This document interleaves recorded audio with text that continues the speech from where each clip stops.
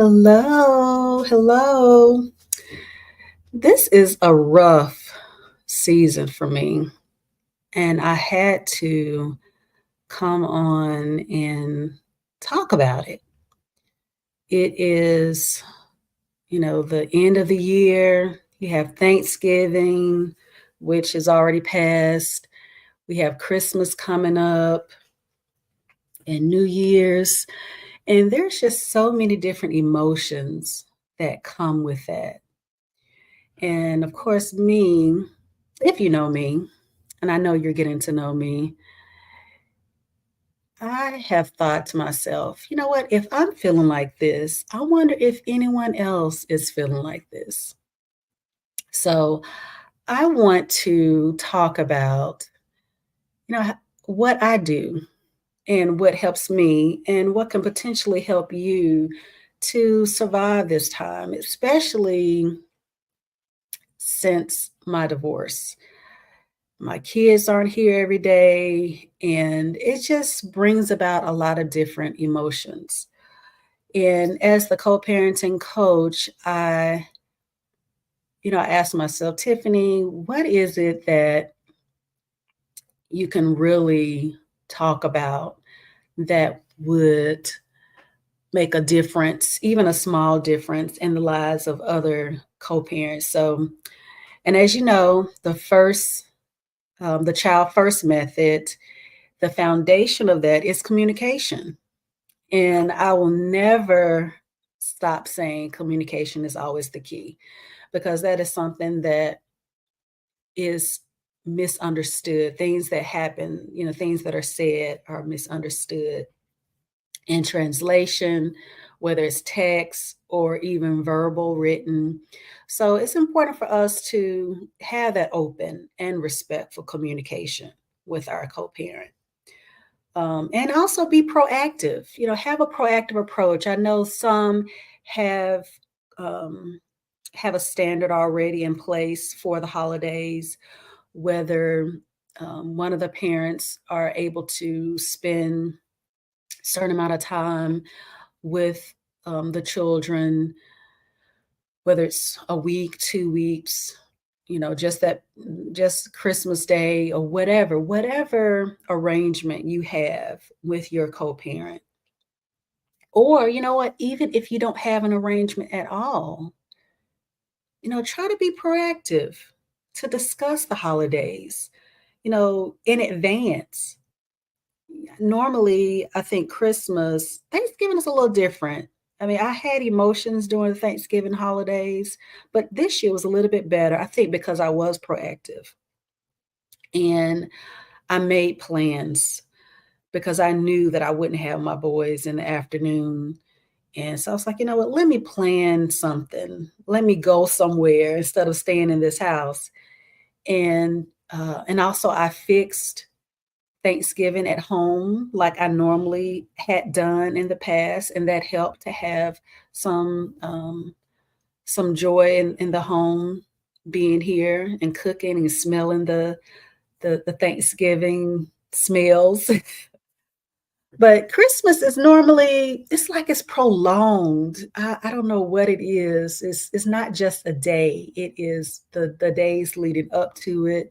Then you have New Year's and New Year's Day coming. So being as proactive as you can possibly be will definitely help. And think about what does that look like for you and your co-parent? How does that look like for your children? And our focus is always going to be the children. Remember, I mean, we have to prioritize their well-being and their happiness. And children, depending on what their age is, especially when they're smaller, they look forward to this time of the year. Whether it's because they're receiving gifts, whether it's because they're around so many different family members, but we want it to be to where they're experiencing as much love as we can possibly give them, because that's what we do as parents, right? If we're healthy parents, and I would venture to say some unhealthy parents, they love their kids, but they might not know what it is that they need to do to go about in doing that. So that is why I'm here to help you get to healthy, to keep you healthy, to help you focus on the kids. And I think one thing that I've done that has tremendously helped to focus on the kids is to get them involved. Get them involved in the planning process. Um, and in order for us to do that, we have to be flexible and we have to compromise because it might not look like you want it to look. Um, it might not look like how it has traditionally looked like on paper. And mind you, as long as there is an agreement, those plans can change. Whatever it is that you want it to look like for you and your family, even when part of the family is not living in the same household. So I want you to keep that in mind, and just considering, what it is that your children need. What is it that works good for you all? And I know this is not possible for everyone, but consider celebrating together. It can be an hour, it can be 30 minutes, whatever it is that can work for you and your family. I cannot stress that enough because, people do and say whatever it is that they think that is needed for your family, for your children. But if you have two parents that have the best interests of their children, that love their children, that want the best for their children, and you can sit down and talk civilly, to talk without um, any drama or contention amongst you. It can be a positive impact, for your children if you can be together just for a short period of time. I know we have other things that are in play, whether it's another parent, if you're in a blended family, but you can make it work. Co-parenting is for adults. It's for grown folks. I cannot stress certain things enough. And a lot of things that we did not learn in our relationship and our marriage, we still have to do it now for the kids. So think about that. Think about what is it that I could potentially do. Um, and just like I said before, ask the kids, what is it that we can do? Um, and ask the other parent, hey, what do you think about, so and so planning a time for us during the holidays? And I know it's a little difficult when you might not live in the same city or you might not live nearby, but it might be something virtual.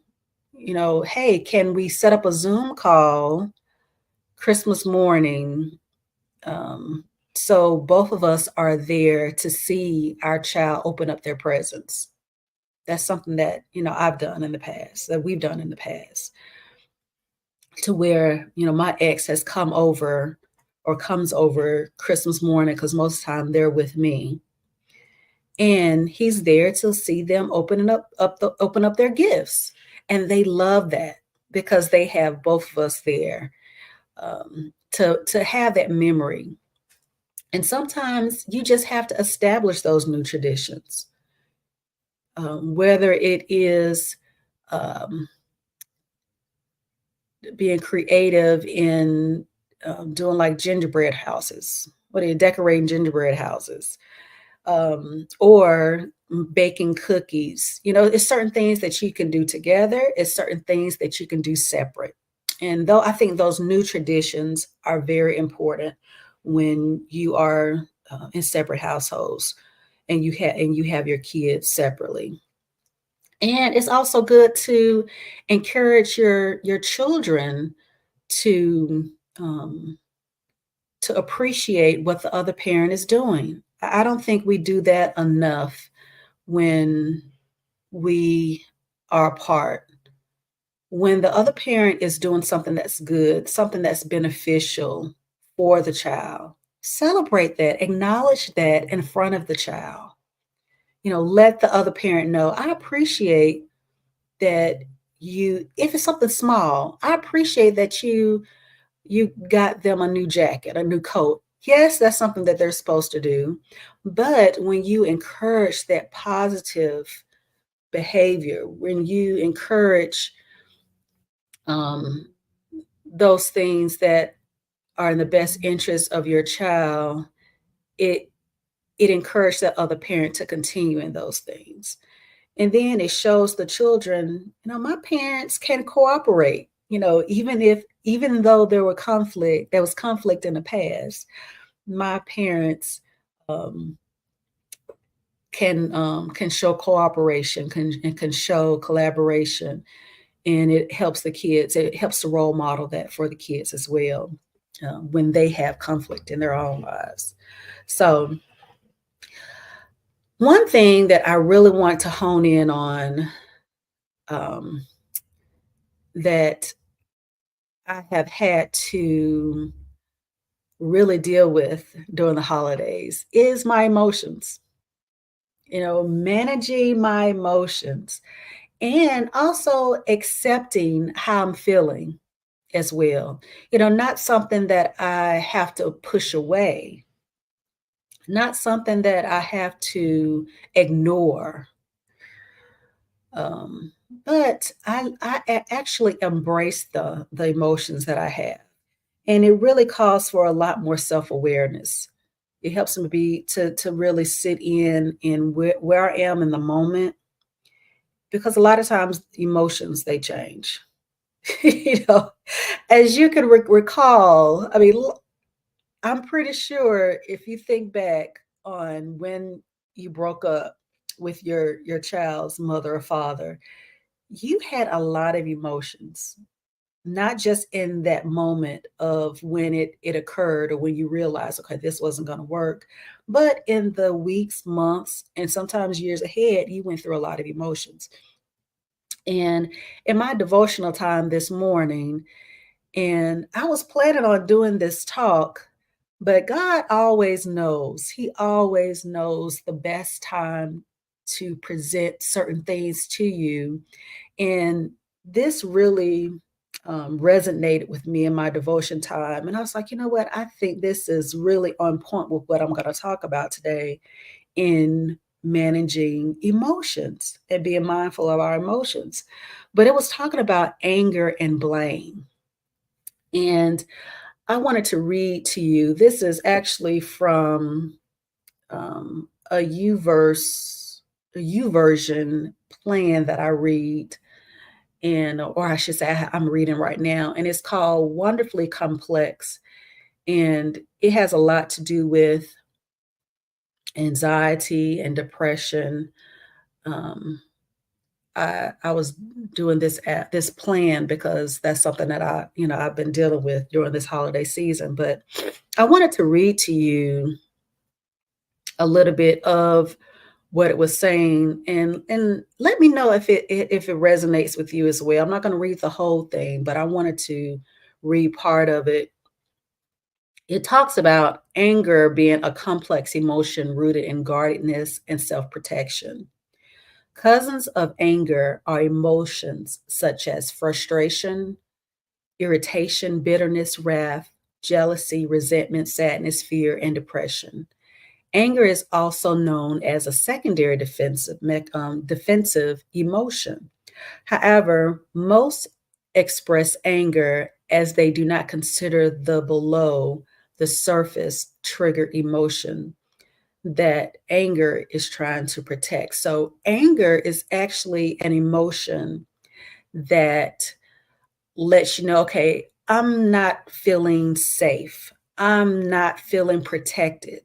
So a lot of times when we are anger, it's something that is inside of us that is triggering us to um, to push back, to be defensive, to let up our guards.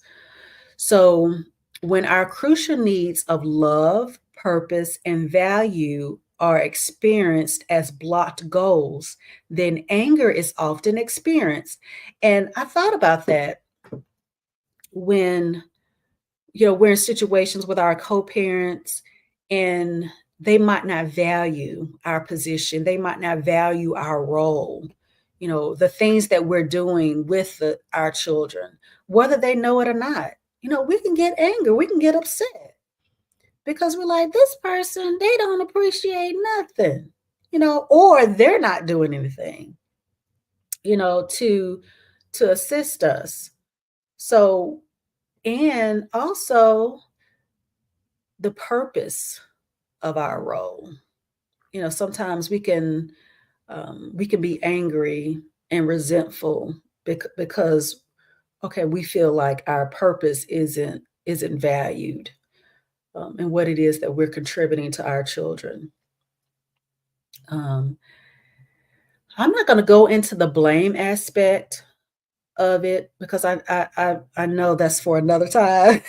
We could talk about blame as well, but I also wanted to talk about 3 instructions to help manage anger when triggered. I thought this was really good. You know what? I'm not going to talk about 3 of them. I want to just talk about 2 of them. So, one of them is be quick to listen. When anger is triggered in you or someone else, because sometimes the other parent can be angry, press pause and be quick to listen instead of react. Because we can be quick to listen because I mean, just like you now, I'm passionate about my children. I'm passionate about my children. So I can be quick to respond when I feel like they might not be getting what they need. Someone might not be doing something that I want them to do. Um, and of course, specifically, I'm talking about their father. But if I pause and I am quick to listen and not to react, it can really help me um, to find, okay, where is it that I am emotionally? Do I need to, am I triggered in this area? And how can I best respond in the best interest of my child? In the best interest of the relationship? Is this moving my relationship with my co-parent more to a healthy place? So we need to aim to listen to the triggered emotions behind the anger. So are you feeling insecure? These are the questions that you should ask yourself. Am I feeling insecure, threatened, exposed, or rejected? Pause to create space to truly hear what you or another is feeling in that moment. And sometimes it's hard for us to have empathy for our co parent, especially when we are not in a healthy place. It's hard. But I would encourage you, even when if it's bad right now, it can be better. If it's good right now, it can be even better. Wherever your relationship is at the moment, it can always be better because we want our children to experience the best of both of us because our focus is our children, especially during these holidays. Um,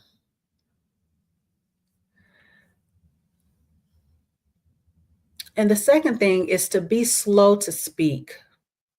In other words, be slow to react verbally when triggered by anger. Instead, be curious to understand why. That's where the empathy comes in at. Why you or another person is angry. Curiosity is a powerful tool for killing conflict. I'll say that again. Curiosity is a powerful tool for killing conflict because most react to reactions instead of responding in curiosity. Most of the time, we're reacting to what someone is saying, what someone is doing, and sometimes it might not even be the moment that we're reacting to their response. It can also be something that we have been holding something that is um, um, an issue that is building upon each other. Because when things go left unresolved, it's just going to build upon itself. So it might not even be something that is happening in that moment. It might be something that they have done for years. And we're like, you know what? And that's when blowups happen, constant blowups happen, because we're like, this person just ain't getting it right. This person just ain't, is not doing what I want them to do. And they're not going to do what you want them to do when you are reacting the way you're reacting. And because it's so important for us to just take responsibility for our responses, for our reactions. And sometimes, we've said in church a lot of times, we just have to trust God and leave those things to God to handle. It's a lot during the holidays. It really is. And I hope I'm not, I just had so much to share with you. I hope I'm not giving you too much information. I really hope I'm not, because it was so much I wanted to share. I probably should have shared this sooner. But you know how it is when it's so much that's inside, you just want to bring it out all at once. But I think the last thing I want to touch on, uh, because when we're managing our emotions, one thing that I found that we have to have a a point where we're releasing. I'm an introvert, so a lot of times I internalize a lot of things. So I have to have in this energy that is built up, that is stored in me a lot of times. So I have to find a way to release. And that is where practicing self care really comes into play, and seeking support from our loved ones as well.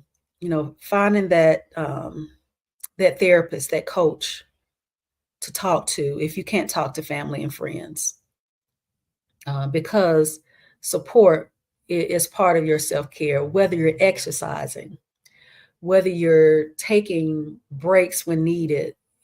Today was is a vacation day for me during the week, to where I really need to focus on some things that I needed to focus on. And one of those things was you. Um, and when you are taking those breaks that you need, you can adequately sleep. You can adequately focus on the things that you need. You can be better for your children. When you are not taking those breaks, when you are not um, exercising and practicing self care, you can't be your best for your child. And it involves creating some boundaries. If you don't set those boundaries, you cannot administer or practice self care the way you need to. So the last thing, okay, I talked about managing emotions. We really dug into that. That was the bulk of this time together. I talked about just a split second about self care and how we really need to um, hone in on practicing self care during this time and being mindful. Because when we're managing our emotions, we are more in a place of self awareness, so we can practice self care. And that the third thing that I want to talk about today, just briefly, is being mindful of our children's emotions. As you know, we're always going to focus on our children as co parents, whether we're in a single parent environment, whether we're in a blended family environment. Everyone needs to focus on the child. And during this time, we need to focus on our children's emotions. What is it that they're experiencing? What is it that is impacting them during this time? Everything about our children is not um, external.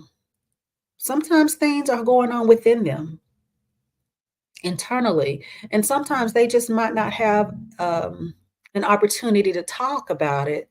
But a lot of times you will see things happen, on the outside that is going on in the inside. So I want you to just be encouraged, to be mindful of how, your emotions, your emotional state, it can influence your children. And I want you to actually strive for a more positive and supportive atmosphere. And the way that you can do that is by the things that we talked about earlier. Managing those emotions, collaborating, if you possibly can, with the other parent, getting your children involved in the holiday season, letting them know that whatever it is that's going on, you're number one. Yes, I might be dealing with my own emotions, my own challenges, and the co-parent might be the challenge that I'm dealing with. But to let your kids know that they're always going to be the focus. They're always going to be loved and supported by both parents. By both parents. So, but I also want you to remember that managing emotions is it's an ongoing process. And it's okay to seek help when needed. So sometimes, I mean, my emotions get the best of me to where I'm like, you know what, I have to talk to somebody. Mind you, if you do not have a therapist that you see on a regular basis, it's okay. It's okay if you have a friend that you can talk to that's going to give you that listening ear. Do that. But if you can get to a therapist or a coach, do that as well. I'm always open to speaking with you in this area as well. That's what life coaches do.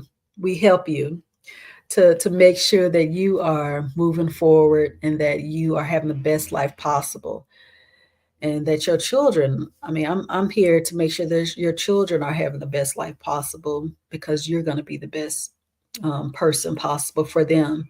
So we have to be proactive and be mindful that we can create a healthier emotional environment for ourselves and our kids during this holiday season. So I just want to encourage you.